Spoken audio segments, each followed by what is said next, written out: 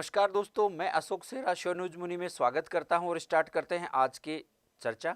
UNHRC, United nation human right council, इसको America ने छोड़ दिया था ह्यूमन राइट काउंसिल को, और अब दोबारा से चर्चा में है दोस्तों अमेरिका, क्योंकि यह ह्यूमन राइट काउंसिल है, यह जेनेवा में स्थित है, जेनेवा स्विट्जरलैंड में, और स्विट्जरलैंड की राजधानी है बर्न। अभी यूनाइटेड नेशन चर्चा में है दोस्तों, और चर्चा का कारण है कि अमेरिका दोबारा से ह्यूमन राइट्स को ज्वाइन कर रहा है। ट्रंप ने इसको छोड़ दिया था, यहाँ से अपनी सदस्यता छोड़ दी थी, और अभी दोबारा से जो बाइडेन जो अमेरिकी राष्ट्रपति बने हैं, उन्होंने इसकी सदस्यता ग्रहण करने की घोषणा की है। दोबारा से यूएनएचआरसी की सदस्यता लेगा अमेरिका। स्विट्जरलैंड एक लैंडमार्क देश है दोस्तों, और स्विट्जरलैंड के जेनेवा एक शहर है स्विट्जरलैंड का, इसमें इसका मुख्यालय स्थित है एचआरसी का। यूपी चर्चा में है दोस्तों, और यूपी चर्चा में होने का कारण है कि यूपी ने अपने जमीन जायदाद से संबंधित सारे डॉक्यूमेंट्स ऑनलाइन कर दिए हैं दोस्तों, और उन्होंने जैसे आधार कार्ड में एक डिजिट हमें मिला था, वैसे ही 16 डिजिट का एक नंबर दिया है, कोड दिया है, जिसे 16 डिजिट कोड बोला जाता है।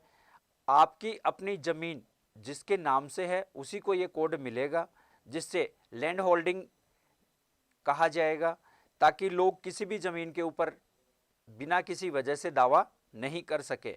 सही तरीके से इसका काम किया जाएगा, और सही तरीके से जिन लोगों के नाम से ज़मीन होगी उन्हीं को ये कोड प्रदान होगा, और वह अपना ऑनलाइन सब कुछ कर सकते हैं। ज़मीन यह ऑनलाइन होगी, सभी कुछ। इसके लिए 16 डिजिट का एक कोड दिया जाएगा किसान को, और किसान ज़मीनी विवाद से बचने के लिए यह बहुत उपयोगी साबित होगा। यूपी सरकार ने यह घोषणा की है, यूपी सरकार ने यह कोड जनरेट किया है, और सारी ज़मीन जो उत्तर प्रदेश की है उसको ऑनलाइन कर दिया है किसानों के लिए। डीआरडीओ एक बार फिर चर्चा में है दोस्तों। डीआरडीओ ने रिसर्च को प्रमोट करने के लिए एक समझौता किया है, रिसर्च को बढ़ावा देने के लिए इंस्टीट्यूट ऑफ साइंस के साथ में, और इंस्टीट्यूट ऑफ साइंस और डीआरडीओ दोनों मिलकर यह समझौता किया है। इसके अंदर रिसर्च को बढ़ावा मिलेगा। यह अन्य कंपनियों के साथ में भी रिसर्च कर रहे हैं, इससे भारत का और विकास बढ़ेगा। इस तरीके की कंपनियां जो रिसर्च में योगदान देंगी डीआरडीओ के साथ में काम करेंगी। तमिलनाडु राज्य भी चर्चा में है दोस्तों। NTCA, national tiger conservation authority के द्वारा यह चर्चा में आया है।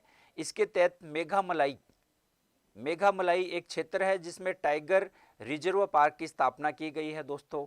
वहाँ पे 4 रिजर्व पार्क ऑलरेडी पहले से थे, और मेघामलाई एक टाइगर रिजर्व है और स्थापित किया गया है। अब वहाँ पे 5 टाइगर रिजर्व पार्क हो गए हैं।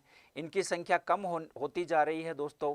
इसके ऊपर तमिलनाडु सरकार ने कार्य किया है, और इनको अधिक से अधिक बढ़ावा मिले, इसके लिए मलाई टाइगर रिजर्व पार्क की स्थापना की गई है। अब मेघामलाई में टाइगर रिजर्व पार्क बनेगा और स्थापित किया जाएगा। अभी तक टोटल 5 टाइगर रिजर्व पार्क हैं, इनकी संख्या बढ़ाने के लिए। सीआरपीएफ अपने कमांडो यूनिट के लिए चर्चा में है दोस्तों, क्योंकि महिलाओं को पहली बार इसमें शामिल किया गया है, महिला टीम को। और जो सीआरपीएफ की कोबरा टीम होती है दोस्तों, कोबरा टीम में अब महिलाओं को भी स्थान दिया गया है इसके अंदर, और महिलाओं की भी एक कोबरा टीम बनेगी दोस्तों। कोबरा की फुल फॉर्म है दोस्तों commando battalion for resolute action. भारतीय रेल चर्चा में है दोस्तों, और भारतीय रेल ने घोषणा की है, भारतीय रेल मंत्रालय ने, कि 2023 तक सभी डीजल इंजन बंद हो जाएंगे।